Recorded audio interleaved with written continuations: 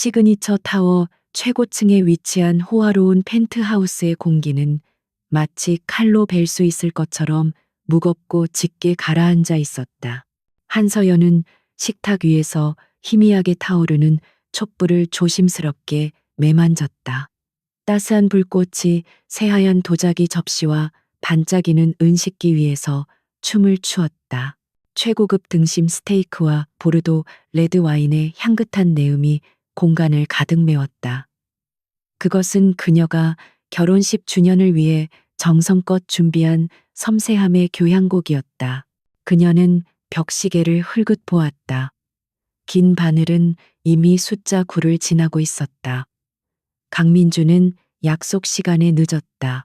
막연한 불안감이 그녀의 마음속에 스며들었지만 서연은 이내 고개를 저어 떨쳐냈다. 그는 이제 무섭게 성장하는 건설 회사인 아우라 이씨의 대표이사였고 그의 1분 1초는 금과도 같았다. 그의 바쁨은 두 사람이 함께 이룩한 성공의 증거였다. 서연은 자리에서 일어나 바닥부터 천장까지 이어진 거대한 통유리 창으로 걸어갔다.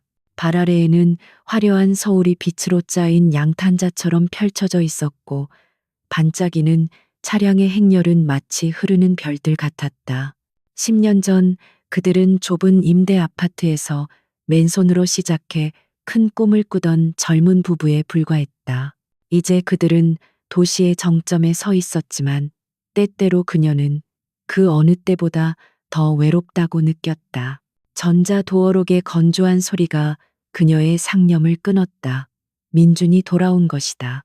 서연은 미리 준비해둔 환한 미소를 지으며 돌아섰지만 그의 표정을 본 순간 그 미소는 입가에 얼어붙었다. 늦은 것에 대한 미안함도 기념일의 기쁨도 없었다. 그의 잘생긴 얼굴은 빙산처럼 차가웠고 평소처럼 날카로운 눈은 그녀를 보고 있었지만 온기라고는 전혀 느껴지지 않았다. 이제 왔군요. 당신이 가장 좋아하는 음식들로 준비했어요. 그녀는 목소리를 평온하게 유지하려 했었지만 공기 중의 감도는 긴장감은 모든 것을 드러내고 있었다. 민주는 대답하지 않았다. 그는 완벽하게 재단된 코트를 벗어 의자 등받이에 걸친 뒤 곧장 식탁으로 향했다.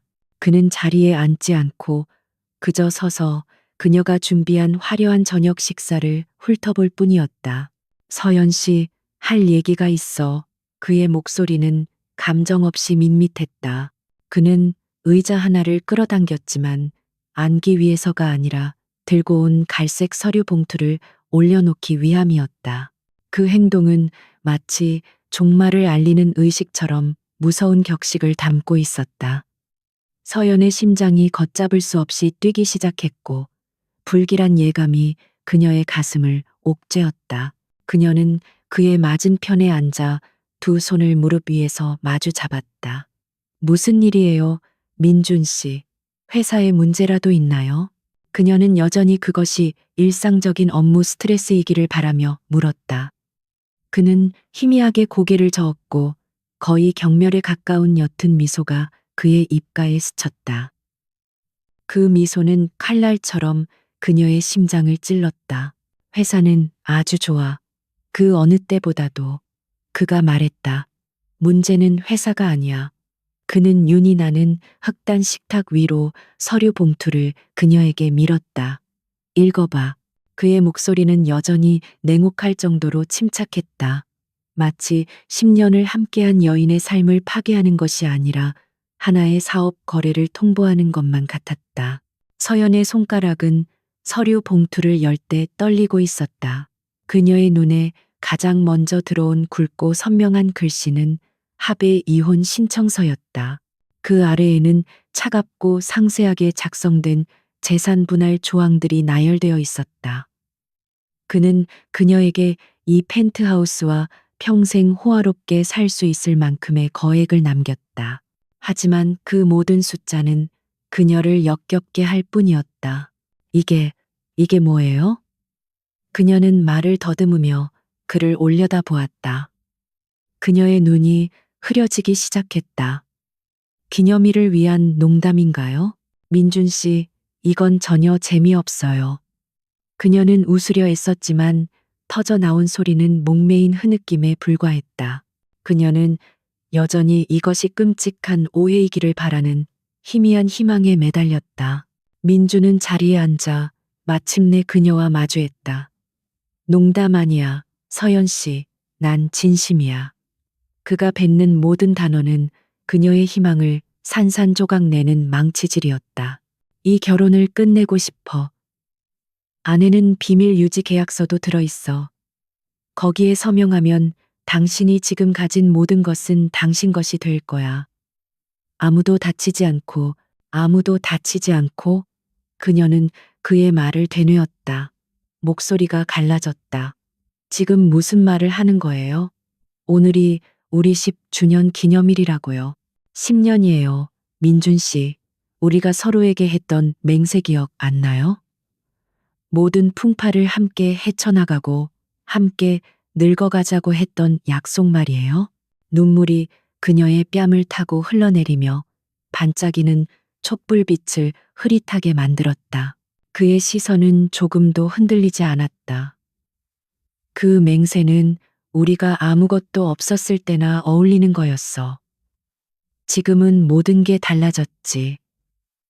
그가 뻔뻔하게 대답했다. 현실적으로 우리의 결혼은 내 미래의 걸림돌이 되었어. 난 집에서 요리나 하며 기다리는 사람이 아니라 나를 더 높은 곳으로 이끌어줄 수 있는 파트너가 필요해. 그 말은 그녀의 뺨을 후려치는 따귀와도 같았다. 걸림돌. 서연은 속삭였다. 폐 속의 모든 공기가 빠져나가는 듯한 기분이었다. 밤을 새워가며 시장 조사를 하고 그가 감히 생각지도 못했던 대담한 사업 전략을 수립했던 것이 바로 그녀였다. 모든 재무 보고서를 분석하여 그가 잡을 수 있는 황금 같은 기회를 찾아냈던 것도 그녀였다. 그녀는 그의 성공 뒤에 숨겨진 두뇌였고 어둠 속의 조용한 설계자였다. 잊었나요, 민준 씨?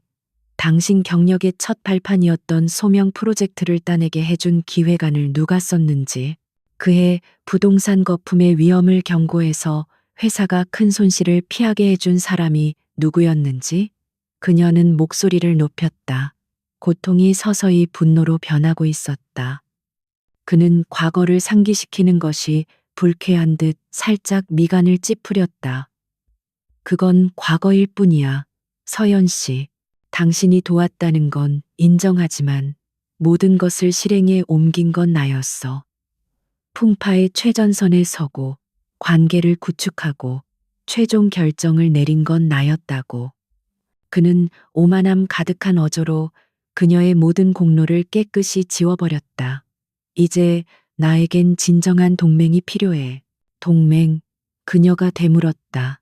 끔찍한 생각이 머릿속에서 형태를 갖추기 시작했다. 민주는 이 대화가 끝났다는 듯이 자리에서 일어나 넥타이를 고쳐맸다. 그는 위에서 그녀를 내려다보았다. 그 눈빛에는 거만함이 가득했다. 그래, 난 천명그룹 윤태섭 회장의 외동딸 윤채린 씨와 결혼할 거야. 결혼식은 다음 달에 열릴 예정이고, 천명. 그 이름은 서연의 머릿속에서 천둥처럼 울려 퍼졌다. 천명은 민준의 아우라 이 씨가 항상 협력하고 싶어 했던 거대 기업이었다. 이 결혼은 사랑에 관한 것이 아니었다.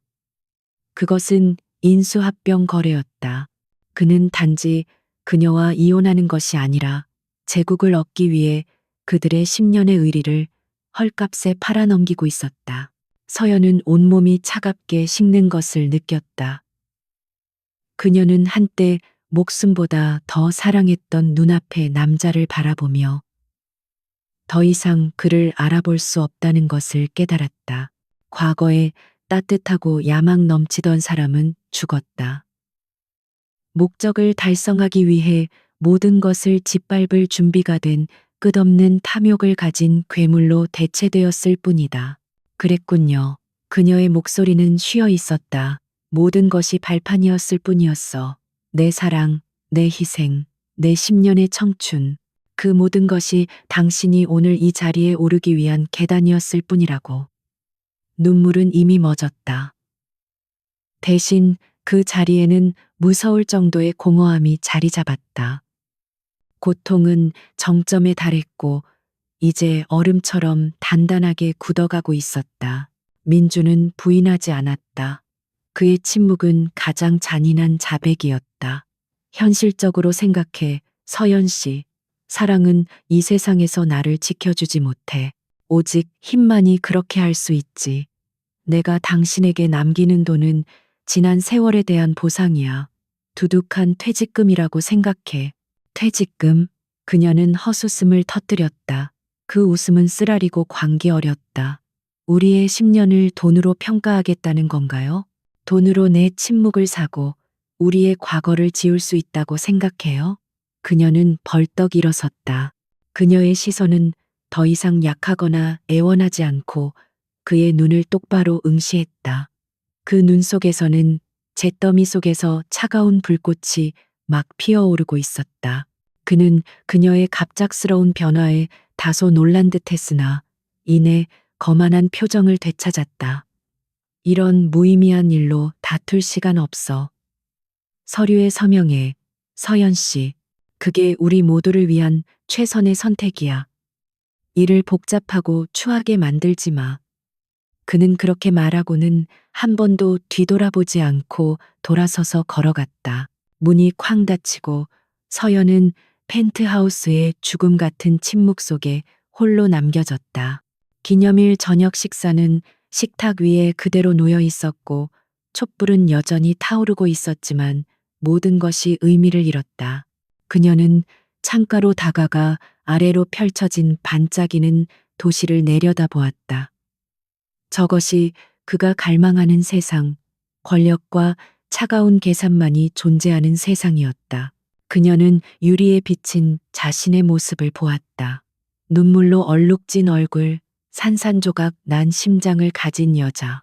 하지만 그 눈동자 깊은 곳에서는 다른 무언가가 솟아오르고 있었다. 그것은 절망이 아니었다. 그것은 결심이었다. 그는 그녀에게 값비싼 교훈을 가르쳐 주었다. 그의 세상에서 사랑은 약점이고 신뢰는 사치라는 것을. 좋아, 강민준. 당신이 권력 게임을 하고 싶다면 나도 함께 하지. 하지만 당신의 규칙대로는 아니야. 나는 나만의 규칙을 새로 쓸 거야. 당신은 당신 손으로 가장 강력한 적을 만들어냈어. 당신 제국의 기반을 설계한 건축가를 얕보았지. 그리고 머지않아 바로 그 건축가가 벽돌 하나하나 당신의 제국을 직접 무너뜨릴 것이다. 다음 날 아침 펜트하우스에는 밤사이 내린 서리처럼 차가운 침묵만이 감돌았다. 어젯밤의 비극을 증명하듯 완벽하게 차려졌던 저녁 식탁은 손도 대지 않은 채 그대로 남아 있었다. 촛농이 굳어 조각품처럼 변해버린 촛대와 차갑게 식어버린 스테이크는 마치 한때 존재했던 행복의 잔해처럼 보였다. 한서연은 더 이상 울지 않았다. 충격의 폭풍이 지나간 자리에 얼음장같이 차갑고 명료한 분석적 사고가 자리 잡았다. 그녀는 마치 낯선 사람의 집을 둘러보듯 집안을 천천히 걸었다. 벽에 걸린 값비싼 그림들, 세련된 이탈리아제 가구, 반짝이는 대리석 바닥. 이 모든 것은 강민준의 성공을 과시하기 위한 장치였고 그녀 자신은 이 화려한 전시장의 가장 아름다운 장식품에 불과했다는 사실을 깨달았다. 이곳은 그들이 함께 만든 보금자리가 아니라 그가 그녀를 가두기 위해 만든 금박을 입힌 새장이었다. 서연은 미련 없이 돌아섰다. 그녀는 옷장으로 가 가장 단순하고 실용적인 옷 몇 가지만을 작은 여행 가방에 챙겼다. 값비싼 보석이나 명품 가방에는 눈길조차 주지 않았다. 그것들은 모두 강민준의 아내라는 역할에 주어진 소품일 뿐 한서연 자신과는 아무런 관련이 없었다. 그녀는 이혼 서류에 서명하고 그것을 식탁 위에 반듯하게 올려놓았다. 그가 남긴 돈에는 손대지 않았다. 그의 동정이나 보상은 필요 없었다. 펜트하우스를 떠나는 그녀의 발걸음은 놀라울 정도로 가벼웠다. 그녀는 비참한 빈민가로 가지 않았다. 대신 최신 보안 시스템을 갖춘 깨끗하고 현대적인 오피스텔에 새로운 거처를 마련했다. 화려함이라고는 찾아볼 수 없는 꼭 필요한 가구만 갖춰진 미니멀한 공간이었다. 펜트하우스의 호화로움이 그의 꿈이었다면 이 기능적인 공간은 오롯이 그녀의 것이었다. 이곳은 그녀의 새로운 사령부가 될 것이었다. 새로운 공간의 정적이 그녀를 감쌌다. 서연은 창가에 서서 빠르게 변화하는 도시의 풍경을 바라보았다. 그리고 과거의 기억들이 파도처럼 밀려오기 시작했다. 그것은 더 이상 애절한 슬픔이 아니었다. 도둑맞은 자신의 업적에 대한 천재적인 예술가가 사기꾼에게 작품을 빼앗겼을 때 느끼는 지적인 분노에 가까웠다. 그는 그녀의 심장만 부순 것이 아니었다. 그는 그녀의 유산을 훔쳤다. 첫 번째 기억은 소명 프로젝트였다. 당시 강민주는 아우라 이 씨의 평범한 과장에 불과했다. 경쟁이 치열했던 그 프로젝트 앞에서 그는 주저하고 있었다. 그때 다른 회사의 조용한 분석가였던 서연은 경쟁사의 입찰 제안서에서 치명적인 결함을 발견했고 아우라 이 씨를 위한 독특한 접근법을 찾아냈다. 그녀는 밤을 새워 관습을 깨는 기획안을 작성했다.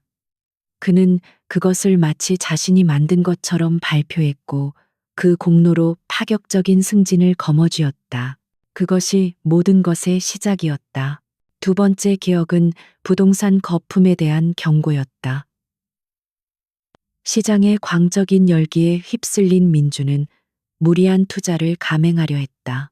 하지만 서연은 끈질긴 데이터 분석을 통해 곧 닥쳐올 붕괴를 예견했다. 두 사람은 격렬하게 다투었다. 그는 마지못해 그녀의 조언을 따랐고 그 덕분에 회사는 파산 직전에서 살아남을 수 있었다. 그는 자신의 신중한 리더십 덕분이라며 모든 공을 가로챘지만 그녀의 말이 맞았다는 사실에 대한 미묘한 분노를 감추지 못했다. 마지막 기억은 그의 이미지를 만드는 과정이었다. 서연은 사업 전략뿐만 아니라 그의 대외적인 페르소나까지 관리했다. 그녀는 그의 연설문을 코치했고 그가 입을 슈트를 골라주었으며 인터뷰를 위한 예상 답변을 그의 입에 넣어주었다. 그녀는 그의 성공 신화 뒤에 숨겨진 유령 작가였다. 그는 무대 위에서 스포트라이트를 받는 배우였고 그녀는 막 뒤에서 모든 대사와 동선을 만드는 연출가였다. 삭막한 오피스텔에서 이 모든 것을 떠올리는 동안 그녀의 고통은 더 이상 감정적인 슬픔이 아니었다. 그것은 강렬한 배신감과 자신의 능력이 철저히 이용당했다는 모멸감으로 변모했다. 그는 그녀의 사랑을 담보로 그녀의 지성을 착취했다. 그리고 이제 그는 그녀를 낡은 도구처럼 버렸다. 복수를 위한 동기는 단순한 시련의 아픔을 넘어 자신의 지적 자존심과 빼앗긴 인생을 되찾기 위한 투쟁이 되었다. 그녀의 결심이 굳어졌다. 서연은 새로 산 노트북을 열었다. 텅 빈 화면이 그녀의 얼굴을 비췄다. 그녀는 일기가 아닌 체계적인 분석을 타이핑하기 시작했다. 화면에 첫 번째 단어가 나타났다. 목표. 강민준 및 1000명 그룹과의 동맹 완전 해체. 그 아래로 항목들이 나열되기 시작했다. 자산, 그의 모든 약점, 모든 더러운 비밀, 모든 과도한 부채 거래에 대한 나의 지식, 그리고 나의 지성. 그녀는 잠시 멈추고 다음 항목을 입력했다. 부채, 자본 및 인력의 부재, 현재 시점. 이것이 그녀가 가장 먼저 해결해야 할 문제였다. 혼자서는 제국을 무너뜨릴 수 없었다. 첫 번째 단계, 핵심 인력 파악 및 포섭. 한 이름이 그녀의 머릿속에 떠올랐다. 이지훈. 그는 한때 팀 전체가 쩔쩔매던 복잡한 데이터 문제를 그녀가 단번에 해결하는 것을 목격했던 주니어 기술 분석가였다. 그는 누가 진짜 천재인지 알고 있었다. 그리고 그는 부패한 강민준에게 불만을 품고 회사를 떠났었다. 서연은 자신의 인맥을 동원해 그의 연락처를 찾아냈다. 마지막 장면은 그녀의 손가락이 스마트폰 화면에 통화 버튼 위를 맴도는 것이었다. 그녀는 더 이상 피해자가 아니었다. 그녀는 지휘관이었다. 그녀는 자신의 두뇌를 무기로 과거의 기억을 설계도 삼아 거대한 복수의 건축을 시작하려 하고 있었다. 그리고 이지훈은 그 건축의 첫 번째 주춧돌이 될 것이었다. 그녀는 망설임 없이 통화 버튼을 눌렀다. 신호음이 울리기 시작했다. 전화기 너머에서 들려오는 신호음은 영원처럼 길게 느껴졌다. 마침내 낯설지 않은 목소리가 들려왔을 때 한서연은 짧게 숨을 들이마셨다. 여보세요, 이지훈입니다. 그의 목소리에는 경계심이 섞여 있었다. 그는 이제 거대 기업의 부패의 환멸을 느끼고 작지만 윤리적인 기술 스타트업에서 일하고 있었다. 서연은 자신의 신분을 밝히고 화려한 카페가 아닌 조용하고 고풍스러운 찻집에서 만날 것을 제안했다. 그녀의 신중한 접근 방식은 새로운 시작을 의미했다. 이틀 후 찻집의 한적한 구석에서 두 사람은 마주 앉았다. 이지우는 과거 아우라 이씨에서 보았던 화려한 사모님의 모습이 아닌 냉철한 지성과 결단력으로 가득 찬 낯선 여인을 마주하고 있었다. 그의 눈에는 놀라움과 함께 존경심이 비쳤다. 그는 이미 언론을 통해 강민준의 이혼과 재혼 소식을 접한 터였다. 하지만 그는 서연이 동정이나 위로를 구하기 위해 자신을 부른 것이 아님을 직감했다. 서연은 감정에 호소하거나 구걸하지 않았다. 그녀는 마치 중요한 사업 계획을 발표하듯 자신의 목표를 직설적이고 분석적으로 설명했다. 그녀의 목표는 단순한 복수가 아니라 아우라 이씨와 천명그룹 내부에 깊숙이 자리 잡은 부패의 고리를 끊어내는 것이라고 밝혔다. 그녀는 이미 수집한 자료들을 그에게 보여주며 자신이 진심이며 구체적인 계획을 가지고 있음을 증명했다. 이지우는 침묵 속에서 그녀의 말을 경청했다. 그가 그녀의 편에 서기로 결심한 데에는 여러 이유가 있었다. 첫째, 그는 항상 서연의 지성을 존경했고 강민준이 그녀의 공로를 가로채는 것을 알고 있었다. 둘째, 그는 강민준의 비윤리적인 방식에 역겨움을 느껴 회사를 떠났기에 이것은 그에게 도덕적인 성전과도 같았다. 마지막으로 그는 과거 민준이 사소한 실수로 신입 사원을 공개적으로 모욕하던 모습을 잊지 못했다. 그 사건은 민준에 대한 그의 경멸을 굳혔다. 어떻게 하면 되겠습니까? 이지훈이 마침내 입을 열었다. 그의 목소리에는 굳은 결의가 담겨 있었다. 더 이상의 질문은 필요 없었. 그는 그녀의 충성스러운 부관이 될 준비가 되어 있었다. 서연의 입가에 희미한 미소가 떠올랐다. 그녀는 혼자가 아니었다. 거대한 제국에 맞설 첫 번째 동지를 얻은 것이다. 장면은 서연의 미니멀한 오피스텔로 전환되었다. 그곳은 이제 완벽한 전쟁 상황실로 변모해 있었다. 여러 대의 모니터가 설치되었고 화이트보드는 복잡한 다이어그램과 순서도로 가득 차 있었다. 이것은 그들의 파트너십과 작전의 진지함을 시각적으로 보여주는 증거였다. 그들은 이제 복수라는 이름의 스타트업을 시작한 두 명의 창업가였다. 그들은 즉각 첫 번째 목표물 선정에 착수했다. 너무 거대해서 곧바로 정체가 탄로나지 않으면서도 제국의 균열을 일으킬 만큼 충분한 충격을 줄 수 있는 목표여야 했다. 서연은 완벽한 대상을 지목했다. 바로 은평 뉴타운 프로젝트였다. 그녀는 이지훈에게 왜 그곳이 완벽한 목표물인지 설명하기 시작했다. 그 프로젝트는 민준이 비자금을 이용한 정치적 로비와 협박을 통해 부지를 확보한 것이었다. 서연은 초기에 그 사업의 위험성을 경고했었기에 내부 사정을 훤히 알고 있었다. 또한 프로젝트의 재무 예측은 대출을 확보하기 위해 조작된 데이터에 기반한 터무니없는 낙관론으로 가득 차 있었다. 그것은 금방이라도 무너질 수 있는 카드 집과도 같았다. 공격 계획은 정교하게 수립되었다. 서연은 전략가로서 재무제표, 토지등기부, 대출 계약서 등을 파고들었다. 마침내 그녀는 개요에서 언급된 치명적인 결함을 찾아냈다. 프로젝트의 현금 흐름이 전적으로 유령 회사와의 선분양 계약에 의존하고 있었으며 그 회사는 비밀리에 윤태섭 회장의 측근 소유라는 사실이었다. 이 연결고리가 드러나면 프로젝트의 가치 전체가 붕괴될 것이었다. 이지훈의 역할은 흔적을 남기지 않고 이 정보를 외부로 유출하는 것이었다.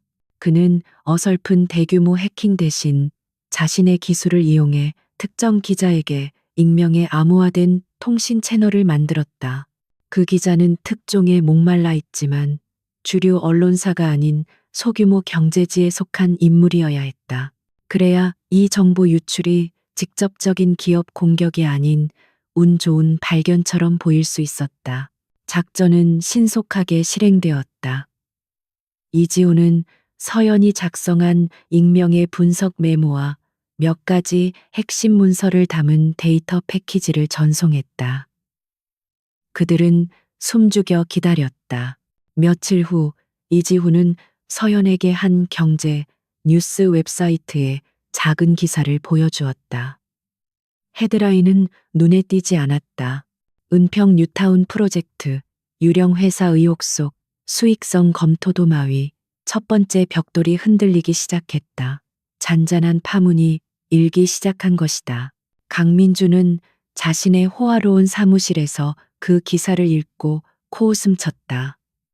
그는 이것을 경쟁사의 흔한 견제 정도로 치부했다.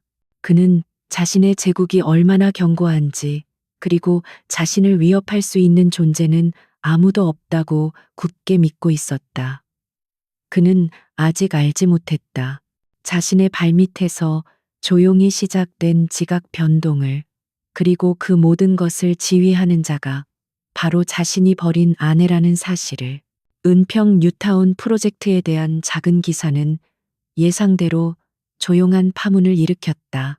천명그룹의 이사회에서 몇몇 이사들이 문제를 제기했고 윤태섭 회장은 마지못해 내부 감사를 지시했다.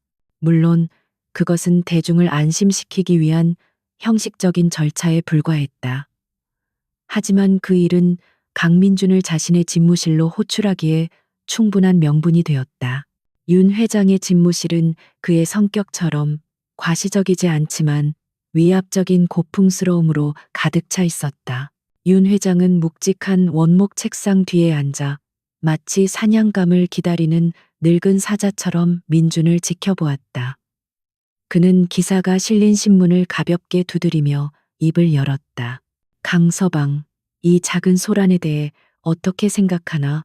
그의 목소리는 나지막했지만 그 안에는 강철 같은 의지가 숨겨져 있었다. 그는 사소한 문제조차 용납하지 않는 사람이었다. 강민주는 자신감 넘치는 미소를 지으며 대답했다. 장인어른, 걱정하실 것 없습니다. 업계에서 흔히 있는 견제일 뿐입니다. 아마도 저희의 성공을 시기하는 경쟁사 중 한 곳이 벌인 유치한 장난이겠지요. 제가 이미 사람을 시켜 배우를 알아보고 있습니다. 그는 이 문제를 자신의 통제하에 있다는 듯이 말했지만 그의 오만함은 윤 회장의 심기를 건드렸다. 윤 회장은 안경을 고쳤으며 날카롭게 말했다. 유치한 장난이라기엔 기사의 내용이 너무 구체적이더군. 우리가 설립한 특수목적법인의 이름까지 정확히 언급했어. 이건 단순한 흠집내기가 아니야. 내부 정보 유출일 가능성을 배제할 수 없네. 그의 시선은 민준의 변명을 꿰뚫어 보는 듯했다. 그는 사위의 능력을 시험하고 있었다. 민준은 순간 당황했지만 이내 표정을 관리했다. 내부 단속은 제가 철저히 하고 있습니다. 아마도 퇴사한 직원 중 불만을 품은 자의 소행일 겁니다. 곧 찾아내서 본보기를 보여주겠습니다. 그는 여전히 외부의 적에게 책임을 돌리며 문제의 본질을 파악하지 못하고 있었다. 그는 자신이 모든 것을 알고 있다고 믿었지만 사실은 거대한 체스판 위의 말에 불과하다는 것을 깨닫지 못했다. 윤 회장은 더 이상 추궁하지 않았다. 그는 그저 조용하고 신속하게 처리하게. 1000명이라는 이름에 흠집이 가는 건 용납할 수 없으니 라고 말하며 대화를 끝냈다. 하지만 그의 눈빛에는 실망감이 역력했다. 그는 야망 넘치는 젊은 사자를 원했지만 눈앞의 사위는 그저 자신의 힘에 도취된 애송이처럼 보였다. 권력이라는 왕좌의 첫 번째 균열이 생기는 순간이었다. 한편 한서연의 오피스텔에서는 두 번째 작전이 이미 시작되고 있었다. 그녀는 화이트보드에 그려진 아우라 이 씨의 복잡한 공급망 구조도를 가리켰다. 강민준의 제국은 거대하지만 모든 거대한 구조물에는 반드시 아킬레스건이 존재해요. 우리의 다음 목표는 바로 여기 서해스틸입니다. 서해스틸은 아우라 이 씨의 모든 건설 현장에 특수 철골을 독점 공급하는 중소기업이었다. 그들의 기술력은 뛰어났지만 재정적으로는 아우라 이 씨에 완전히 종속되어 있었다. 서연은 과거 재무 분석을 통해 그들이 항상 아슬아슬한 현금 흐름으로 운영되고 있다는 사실을 알고 있었다. 바로 그 점이 그녀가 노리는 약점이었다. 이지훈은 의아한 표정으로 물었다. 하지만 그들을 공격하면 아우라 이 씨의 프로젝트 전체가 지연될 텐데요. 너무 위험하지 않습니까? 그는 그녀의 대담한 계획에 놀라움을 금치 못했다. 이것은 작은 돌멩이를 던지는 수준이 아니라 댐의 기초를 흔드는 일이었다. 서연은 차분하게 설명했다. 그게 바로 목적이에요. 우리는 직접 공격하지 않을 겁니다. 대신 그들이 스스로 무너지도록 만들 거예요. 그녀의 계획은 악마처럼 정교했다. 이지우는 유령 회사를 설립하여 서해스틸에게 현재 계약보다 훨씬 더 유리한 조건의 장기 공급 계약을 제안할 것이었다. 계약금의 일부를 선지급한다는 미끼도 포함되어 있었다. 재정적 압박에 시달리던 서해스틸의 사장은 결국 유혹을 이기지 못했다. 그는 아우라 이 씨와의 계약을 파기하고 새로운 계약을 선택했다. 강민주는 이 소식을 듣고 격노했다. 그는 즉시 법적 대응을 지시하고 대체 공급업체를 찾으라고 소리쳤지만 서해 스틸의 기술을 대체할 수 있는 곳은 드물었다. 결국 모든 현장의 공사가 중단되는 최악의 사태가 벌어졌다. 이 사건은 은평 뉴타운 프로젝트보다 훨씬 더 큰 파장을 일으켰다. 생산 차질 소식은 즉시 주식시장에 반영되었다. 아우라 이 씨의 주가는 눈에 띄게 하락하기 시작했다. 큰 폭락은 아니었지만 꾸준한 하락세는 투자자들의 불안감을 자극하기에 충분했다. 그들은 강민준의 위기 관리 능력에 의문을 품기 시작했다. 강민준은 미친 듯이 날뛰었다. 그는 모든 것을 서해 스틸 사장의 배신 탓으로 돌렸다. 그는 유령 회사의 배우를 찾으려 했지만 이지훈이 만들어낸 복잡한 네트워크는 아무런 흔적도 남기지 않았다. 그는 여전히 이것이 경쟁사의 소행이라고 굳게 믿고 엉뚱한 곳에 수사력을 낭비하고 있었다. 그는 보이지 않는 적의 그림자에 대고 허공의 주먹을 휘두르고 있었다.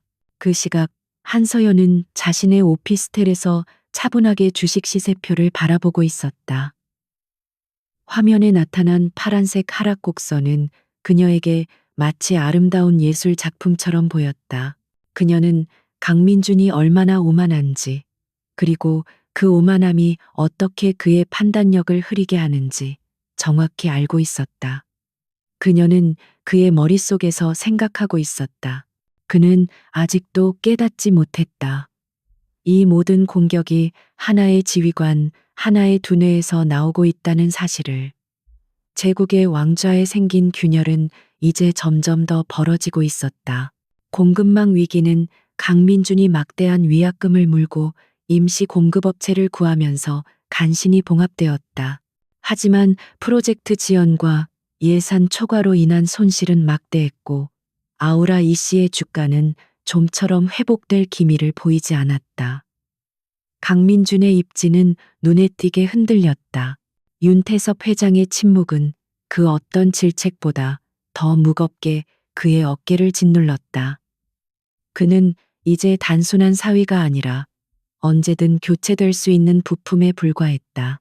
그의 불안감이 깊어지는 동안 한서연의 작전은 다음 단계로 넘어가고 있었다. 그녀는 이지훈과 함께 지난 공격의 결과를 분석하며 말했다. 지금까지는 그의 사업을 공격했어요. 그의 돈줄과 생산 라인을 흔들었죠. 하지만 강민준이라는 인간의 가장 큰 자산은 그의 이미지예요. 이제는 그 가면을 벗겨낼 차례입니다. 그녀의 목소리는 얼음처럼 차가웠다. 그녀의 다음 목표는 강민준의 비자금이었다. 과거 그의 숨겨진 전략가였던 그녀는 그 돈의 출처와 흐름을 누구보다 정확히 알고 있었다. 그것은 해외 자회사를 통해 세탁되거나 유령 컨설팅 회사의 자문료로 위장되어 있었다. 만약을 대비해 오래전에 복사해 두었던 거래 장부와 이메일 기록들이 그녀의 손에 있었다. 그녀의 선견지명은 이제 가장 날카로운 비수가 되어 그의 심장을 겨누고 있었다. 정보를 유출하는 방식은 이전보다 훨씬 더 정교해야 했다. 서연은 단순히 언론에 제보하는 방식을 택하지 않았다. 대신 그들은 강민준의 프로젝트 인허가 과정에 연루되었던 중견급 공무원 한 명을 찾아냈다. 그는 강민준에게 이용만 당하고 버려졌거나 혹은 뒤늦게 양심의 가책을 느끼고 있는 인물이었다. 이지훈은 익명으로 그에게 접근했다. 그들에게 전달된 정보 꾸러미는 완벽하게 조작되었다. 부인할 수 없는 증거들, 즉 거래 기록, 이메일 사본, 그리고 뇌물이 오고 간 정확한 타임라인이 담겨 있었다. 모든 증거는 마치 그 공무원이 직접 수집한 것처럼 보이도록 꾸며졌다. 서연과 이지훈의 흔적은 그 어디에도 남아있지 않았다. 그들은 이 폭탄을 1000명의 영향력에도 흔들리지 않는 끈기와 청렴함으로 유명한 한 독립언론의 탐사 보도 전문 기자에게 넘겼다.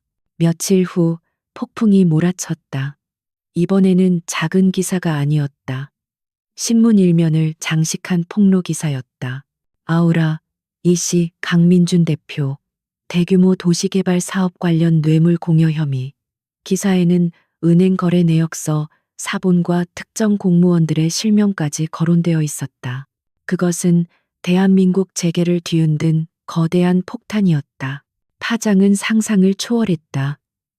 자수성가한 천재 CEO라는 그의 이미지는 산산조각 났고 부패한 재벌 총수라는 오명이 그 자리를 대신했다. 대중의 분노가 들끓었고 아우라 이씨 본사 앞에서는 시민단체의 시위가 벌어졌다. 1000명 그룹 이사회는 발칵 뒤집혔다. 그들의 브랜드 가치가 사위의 스캔들로 인해 심각하게 훼손되었기 때문이었다. 윤태섭 회장은 경로했다. 그가 화가 난 것은 도덕적인 이유 때문이 아니었다. 그토록 어설프게 꼬리를 밟힌 사위의 무능함 때문이었다. 그는 즉시 강민준을 호출했다. 강민준의 지위는 이제 의심받는 수준을 넘어 실질적인 위협에 직면했다. 그는 기자회견을 열고 모든 혐의를 부인했지만 그의 목소리에서는 평소의 자신감이 사라져 있었다. 그는 마치 사냥감처럼 불안한 눈빛을 감추지 못했다. 강민주는 필사적으로 정보 유출의 근원지를 찾으려 했다. 그는 자신의 기업 라이벌 윤 회장의 정적들, 의심이 가는 모든 사람을 용의선상에 올렸다. 하지만 단 한 사람, 자신이 버린 아내의 유령이 이 모든 것을 조종하고 있다는 사실은 상상조차 하지 못했다. 그의 교만함이 그의 눈을 멀게 하고 있었다. 그날 밤 강민주는 거대한 사무실에 홀로 남아 자신의 몰락을 반복해서 보여주는 뉴스 화면을 멍하니 바라보고 있었다. 숨 막히는 압박감 속에서 그의 눈에 처음으로 진정한 공포의 빛이 스쳤다. 그는 더 이상 상황을 통제할 수 없었다. 같은 시각 서연은 조용한 오피스텔에서 똑같은 뉴스를 보고 있었다. 그녀의 표정은 읽을 수 없었고 따뜻한 차가 담긴 찻잔만이 그녀의 손을 데우고 있었다. 그녀가 일으킨 폭풍은 이제 맹렬하게 휘몰아치고 있었다. 언론의 폭풍은 잦아들 기미가 보이지 않았다. 강민주는 위기 대응 모드에 돌입했지만 그의 리더십은 압박감 속에서 처참히 무너져 내리고 있었다. 그는 임원들을 소집한 자리에서 전략적인 지시 대신 편집증적인 분노를 터뜨렸다. 그는 임원들의 무능함과 불충을 비난하며 배신자를 찾아내라고 소리쳤다. 그의 카리스마는 폭정으로 변질되었고 회의실은 공포와 불신으로 가득 찼다. 그는 충동적으로 오랫동안 충성을 바쳐온 한 임원을 그 자리에서 해고했다. 그 모습은 남은 임원들에게 충성심이 아닌 생존을 위한 복종을 강요하는 경고와도 같았다. 그의 왕국 내부에 균열이 생기기 시작했다. 한때 그를 따르던 이들은 이제 그의 눈치를 보며 언제 자신에게 칼날이 향할지 모른다는 두려움에 떨었다. 강민주는 스스로를 고립시키고 있었다. 긴장은 회사 밖에서도 이어졌다. 윤태섭 회장의 저택에서 열린 저녁 식사 자리는 빙하처럼 차가웠다. 윤 회장은 민준에게 거의 말을 걸지 않았고 그의 아내인 윤채리는 노골적으로 그를 무시했다. 그녀는 얼음처럼 차가운 목소리로 쏘아붙였다. 난 올해의 CEO와 결혼했지 범죄 수사 대상자와 결혼한 게 아니에요. 정말 망신스러워서 얼굴을 들고 다닐 수가 없군요. 그들의 결혼이 철저한 거래였음을 증명하는 말이었다. 그의 가치가 폭락하자 그녀의 지지 따위는 존재하지 않았다. 식탁에 앉은 강민주는 사면초가에 빠진 기분이었다. 회사에서는 공포의 대상이 되었고 그에게 가장 강력한 힘이 되어 주어야 할 처가에서는 경멸의 대상이 되어 있었다. 그는 모든 것을 걸고 얻은 동맹이 얼마나 허약한 것인지 절실히 깨닫고 있었다. 고립된 그는 문제의 근원을 찾는 데 집착하기 시작했다. 그는 불법적인 방법으로 유명한 사설 정보 회사를 고용하여 자신의 모든 기업 라이벌에 대한 뒷조사를 지시했다. 이는 그가 비난받던 부패의 모습과 똑같이 비윤리적이고 절박한 수단으로 추락하고 있음을 보여주었다. 그는 이미 괴물이었지만 이제는 스스로 그 괴물의 캐리커처가 되어가고 있었다. 같은 시각 서연과 지우는 그들의 사령부에서 이 모든 상황을 실시간으로 감시하고 있었다. 지우는 민준의 광적인 조사가 결국 그들에게까지 미칠 수 있다는 우려를 표했다. 하지만 서연은 침착하고 분석적으로 그를 안심시켰다. 그녀는 이 모든 반응을 예측하고 있었다. 궁지에 몰린 짐승은 생각하지 않아요. 그저 미친 듯이 날뛸 뿐이죠. 그녀는 말을 이었다. 그는 자신과 같은 또 다른 짐승, 강력한 라이벌을 찾고 있어요. 그는 결코 아래를 내려다보지 않을 겁니다. 자신이 지웠다고 생각하는 유령에게는요. 이 말은 그녀의 전략적 우월성과 상대를 얕보는 그의 치명적인 결점을 다시 한번 확인시켜 주었다.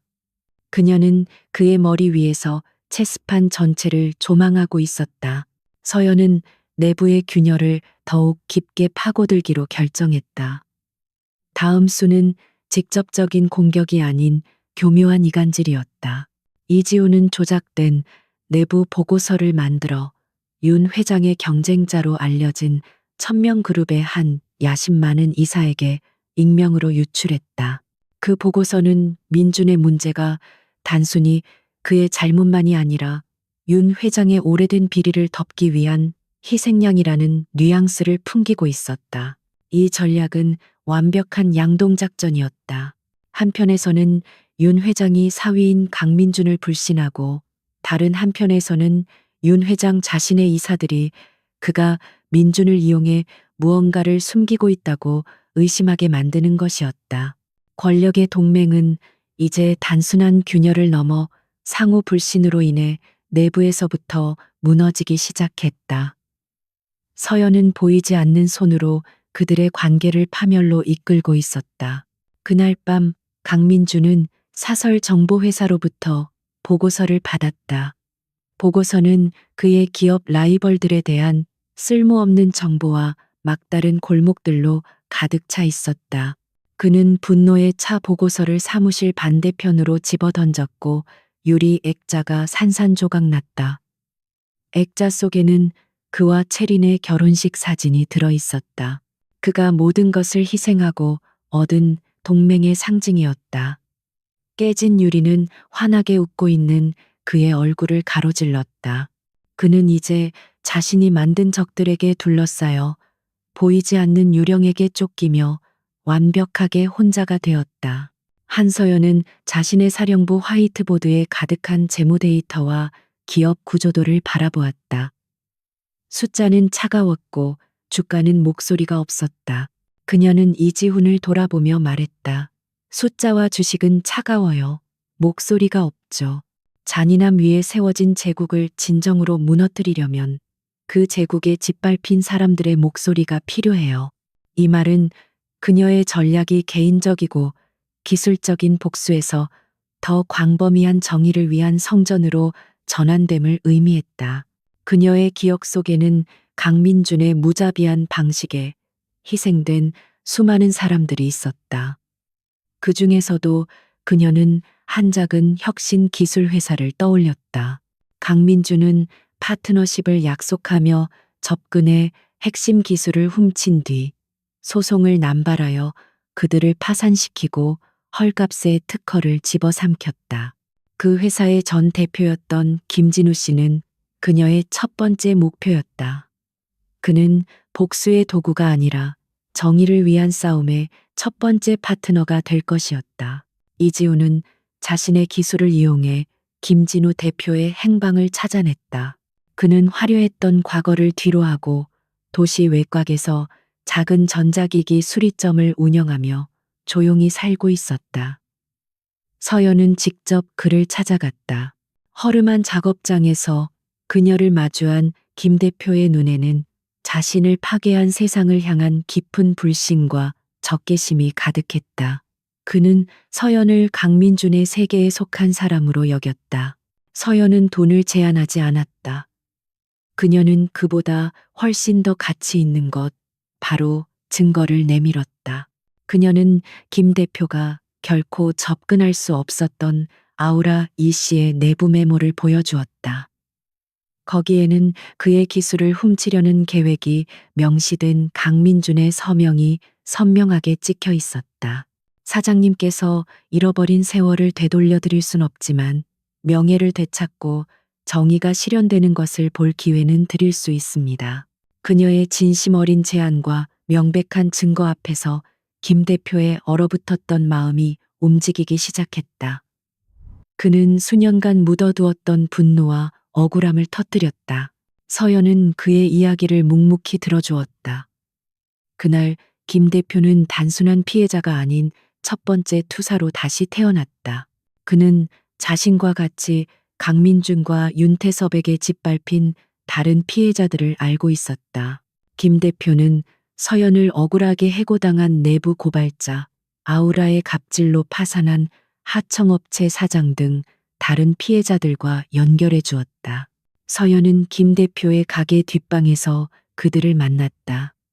상처 입었지만 꺾이지 않은 사람들 앞에서 그녀는 구원자가 아닌 조력자로서 그녀는 자신의 자금으로 법률 지원을 약속했고 이지훈이 각 사건에 대한 결정적인 증거들을 찾아내 제공했다. 흩어져 있던 피해자들은 공동의 목표 아래 하나의 연대로 뭉쳤다. 그들의 전략은 하나의 거대한 집단 소송이 아니었다. 특허 침해, 부당해고, 불공정 거래 행위 등 각기 다른 사안으로 동시다발적인 개별 소송을 제기하는 것이었다. 이것은 아우라, 이 씨와 천명그룹의 법무팀을 압도하고 끊임없이 부정적인 언론 보도를 만들어내는 천개의 칼날에 의한 죽음 전략이었다. 강민준과 윤태섭은 완전히 허를 찔렸다. 영원히 묻혔다고 생각했던 과거의 사건들이 새롭고 치명적인 증거와 함께 부활했다. 그들의 법무팀은 혼란에 빠졌다. 특히 윤태섭 회장은 이 소송들이 단순히 강민준을 넘어 천명그룹의 근본적인 사업 방식 자체를 공격하고 있다는 사실에 격분했다. 그들의 동맹에 생긴 균열은 이제 돌이킬 수 없는 심연으로 변했다. 이 장의 마지막은 강민준이 아닌 피해자들의 모습으로 끝난다. 김진우 대표는 소장을 제출한 후 법원 앞에서 기자들에게 둘러싸여 있었다. 그의 목소리는 떨렸지만 단호했다. 그는 더 이상 패배한 남자가 아니었다. 그는 자신의 목소리를 되찾았다. 자신의 오피스텔에서 실시간 중계로 이 모습을 지켜보던 서연의 입가에 처음으로 진정으로 따뜻한 미소가 번졌다. 그녀의 복수는 이제 파괴에 관한 것이 아니었다. 그것은 폐허 속에서 정의를 재건하는 일이었다. 7장에서 시작된 다발적인 소송들은 거대한 태풍의 전조에 불과했다. 강민준과 윤태섭의 법무팀은 사방에서 터져나오는 불을 끄느라 정신이 없었다. 언론은 연일 피해자 연대의 목소리를 실어날랐고 회사의 주가는 위태롭게 흔들렸다. 그들은 수십 개의 작은 구멍을 막는데 급급한 나머지 거대한 댐 자체가 무너지기 직전이라는 사실을 전혀 인지하지 못하고 있었다. 한서연의 사령부에는 마지막 결전을 앞둔 팽팽한 긴장감이 감돌았다. 그녀는 이지훈에게 자신의 마지막 무기를 공개했다. 그것은 단순히 또 하나의 증거 조각이 아니었다. 그들의 부패한 제국 전체를 무너뜨릴 수 있는 마스터키였다. 목표는 테라통신 불법 인수합병 사건, 아우라와 천명의 동맹을 굳건히 했던 그들의 가장 거대하고 더러운 거래였다. 서연은 그 거래에 조작되지 않은 원본 재무 모델과 전략 문서를 가지고 있었다. 그녀가 직접 작성했기 때문이었다. 또한 강민준과 윤 회장이 주가를 조작하고 가짜 뉴스를 퍼뜨려 테라통신의 가치를 떨어뜨린 후 적대적 인수를 감행하는 계획을 노골적으로 논의하는 핵심 회의의 비밀 녹음 파일도 확보했다. 그것은 과거 양심의 가책을 느낀 한 임원이 그녀에게 몰래 건넨 것이었다. 이 모든 것을 세상에 공개할 전달 시스템의 이름은 판도라의 상자였다. 이지훈이 설계한 이 시스템은 단순한 정보 유출이 아니었다. 그는 안전하게 암호화된 데이터 금고를 만들었다. 그 안에는 녹음 파일, 조작된 공시자료와 대조되는 원본 문서, 상세한 타임라인, 그리고 서연이 직접 작성하여 모든 사기 행각을 간결하게 설명하는 분석 보고서가 들어 있었다. 배포 방식은 치명적이었다. 특정 시간이 되면 시스템이 자동으로 서울중앙지검의 핵심 검사, 금융위원회의 수장, 그리고 3대 방송사의 최고 탐사 보도 기자들에게 접근 키를 전송하는 데드맨 스위치 방식이었다. 이렇게 동시다발적으로 광범위하게 배포함으로써 윤 회장이 자신의 영향력을 이용해 수사가 시작되기도 전에 사건을 덮는 것을 불가능하게 만드는 것이었다. 실행의 순간이 다가왔다. 서연과 지훈은 오피스텔에서 함께 카운트다운을 지켜보았다. 되돌릴 수 없는 지점이었다. 서연의 머릿속으로 지난 시간들이 스쳐 지나갔다. 이지훈이 준비되었냐고 물었을 때 그녀는 단호하게 고개를 끄덕였다. 카운트다운이 0에 도달하자 이지훈은 마지막 명령어를 입력했다. 화면에 판도라의 상자 배포 완료라는 메시지가 번쩍였다. 진정한 지진이 시작되었다. 대한민국 모든 스크린에 긴급 속보 알림이 떴다. 방송사들은 정규 방송을 중단했다. 테라 통신 스캔들의 규모는 전례가 없었다. 금융시장은 즉시 반응했다. 완전한 시장 붕괴를 막기 위해 천명그룹과 아우라 이씨의 주식 거래가 즉시 중단되었다. 금융계 전체에 공포가 확산되었다. 검찰은 즉시 거대 규모의 특별수사팀을 꾸리고 강민준과 윤태섭 회장에 대해 출국 금지 조치를 내렸다. 그들의 자택과 사무실에 대한 압수수색 영장이 집행되었다. 늙은 여우 윤태섭 회장은 마침내 궁지에 몰렸다. 그는 분노하는 대신 섬뜩할 정도로 침착하게 뉴스를 지켜보았다. 그는 모든 것이 끝났음을 직감했다. 그의 제국이 무너지고 있었다. 반면 강민준의 반응은 침착함과는 거리가 멀었다. 그는 자신의 사무실에서 뉴스를 접하고 순수한 공포와 불신에 휩싸였다. 화면에 스쳐 지나가는 문서들. 세상에서 오직 단 한 사람만이 원본을 가지고 있을 법한 문서들이었다. 그 순간 모든 조각이 맞춰지며 진실이 물리적인 충격처럼 그를 덮쳤다. 그녀였다. 처음부터 그녀였다. 이 장의 마지막은 공포에 질린 얼굴로 TV 화면을 응시하는 강민준의 모습으로 끝난다. 한서연. 그의 입술에서 이름이 속삭임처럼 새어나왔다. 그는 마침내 자신의 적의 정체를 깨달았다. 그는 외투를 집어들고 사무실을 뛰쳐나갔다. 그의 목적지는 분명했다. 이제 마지막 대결은 피할 수 없게 되었다. 온 도시는 테라 통신 스캔들로 들끓었다. 임박한 체포와 언론의 추적을 피하며 강민준은 미친 듯이 차를 몰았다. 그의 목적지는 변호사 사무실이나 은신처가 아니었다. 한서연의 새로운 거처였다. 그는 남은 영향력과 사설 정보원을 동원해 그녀의 위치를 빠르게 파악했다. 그의 머릿속에는 사랑의 추억이 아닌 그가 그녀의 지성을 무시하고 아이디어를 가로챘던 순간들이 새로운 공포의 빛을 띠며 스쳐 지나갔다. 그는 그녀의 소박하지만 안전한 오피스텔에 도착했다. 그가 그녀를 버렸던 화려한 펜트하우스와는 극명한 대조를 이루었다. 그는 협박과 뇌물을 섞어 보안을 뚫고 그녀의 방문을 두드렸다. 그 소리는 분노와 절박함으로 가득 차 있었다. 문이 열렸을 때 서연은 놀라지 않았다. 그녀는 그가 올 것을 예상하고 있었다. 그녀의 손에는 찻잔이 들려 있었고 그 침착함은 그의 분노에 기름을 부었다. 그녀는 그를 안으로 들였다. 그녀의 공간은 그녀의 마음처럼 깔끔하고 정돈되어 있었다. 그곳은 완벽한 그녀의 영역이었다.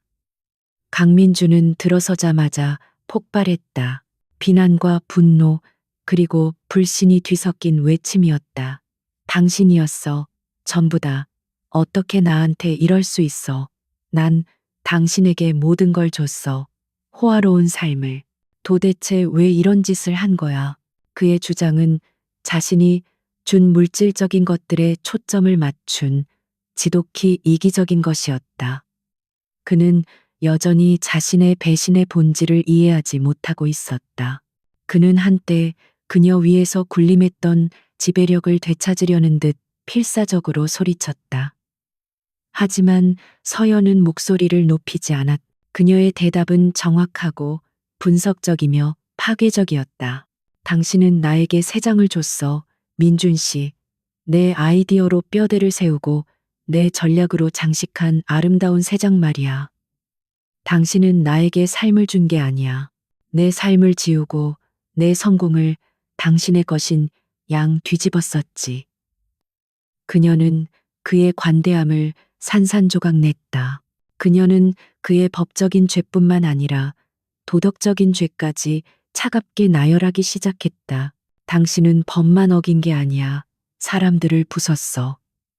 김진우 사장님, 착취당했던 하청업체, 당신이 내쫓았던 충직한 직원들까지. 당신은 사람의 인생을 당신 야망의 부수적인 피해쯤으로 취급했지.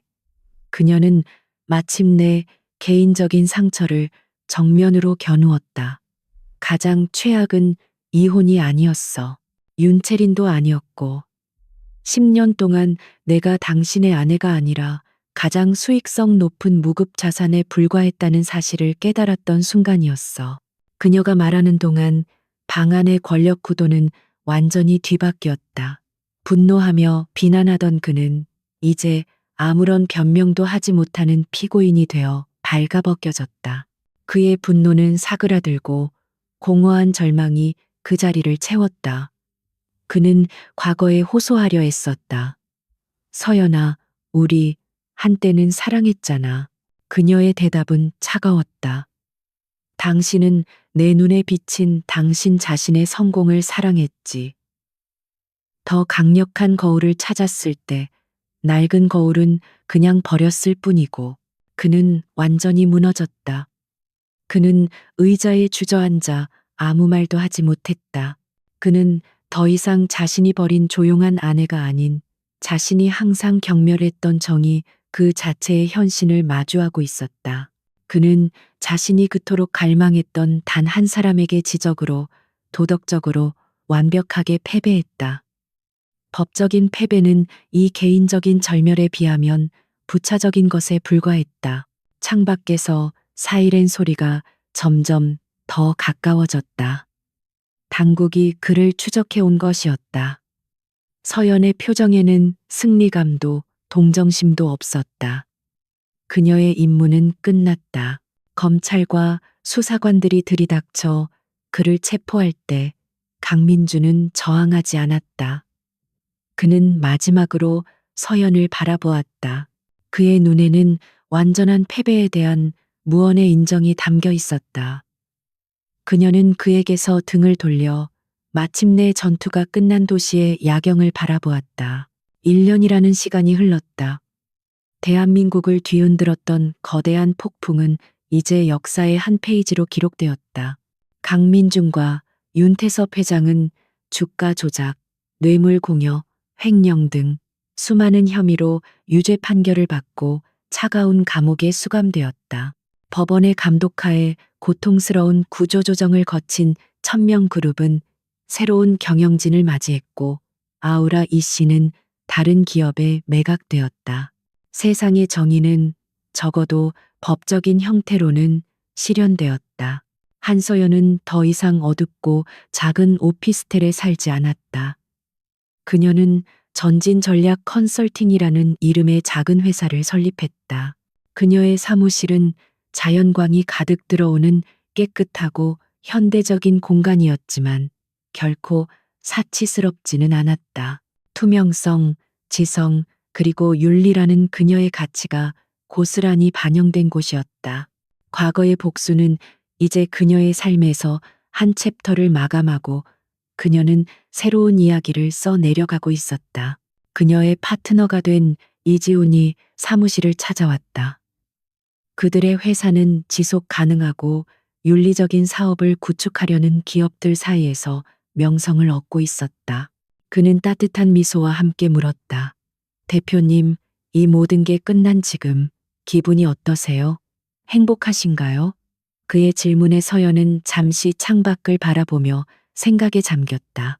그녀는 천천히 고개를 저었다. 행복하다기보다는 조용한 평온함 같은 걸 느껴요. 복수는 기쁨의 원천이 아니었어요. 비뚤어진 것을 바로잡기 위한 무겁고 고통스러운 과정이었죠. 이제야 그 무거운 짐을 내려놓은 기분이에요. 그녀의 목소리에는 후련함과 함께 모든 것을 겪어낸 자의 깊은 성찰이 담겨 있었다. 그때 새로운 고객이 그녀의 사무실을 찾았다. 그는 혁신적인 기술을 가졌지만 거대 기업의 압력에 시달리고 있는 이상주의적인 젊은 창업가였다. 이 세상에는 여전히 강민준과 같은 포식자들이 존재한다는 사실을 보여주는 증거였다. 서연은 그의 이야기를 경청하며 날카롭고 통찰력 있는 조언을 건넸다. 그녀의 강력한 전략적 사고는 이제 파괴가 아닌 보호와 창조를 위해 사용되고 있었다. 그녀는 선한 이들이 승리할 수 있도록 돕는 새로운 역할을 찾은 것이었다. 젊은 창업가는 희망과 확신에 찬 얼굴로 돌아갔다. 서연의 존재 자체가 그에게는 든든한 방패가 되어줄 것이었다. 그녀는 자신의 능력을 긍정적인 목적을 위해 사용하며 완벽하게 변화했다. 해가 지고 사무실에 홀로 남은 서연은 창가에 서서 서울의 스카이라인을 바라보았다. 일장에서 보았던 펜트하우스의 풍경과 같았지만 이제 그녀의 시선은 완전히 달라져 있었다. 그때 그녀는 금박을 입힌 왕좌에 앉은 죄수였다. 지금 그녀는 단단한 땅 위에 서서 자기 운명의 자유로운 설계자가 되어 있었다. 그녀는 과거에 오래 머무르지 않았다. 창문에서 몸을 돌려 새로운 계획과 도전이 기다리는 책상으로 돌아갔다. 펜을 집어들고 일을 시작하는 그녀의 모습은 더 이상 강민준이나 배신, 복수 따위로 정의되지 않았다. 그녀는 자신의 일과 지성 그리고 미래로 정의되었다. 폭풍은 끝났고 새로운 새벽이 진정으로 밝아오고 있었다.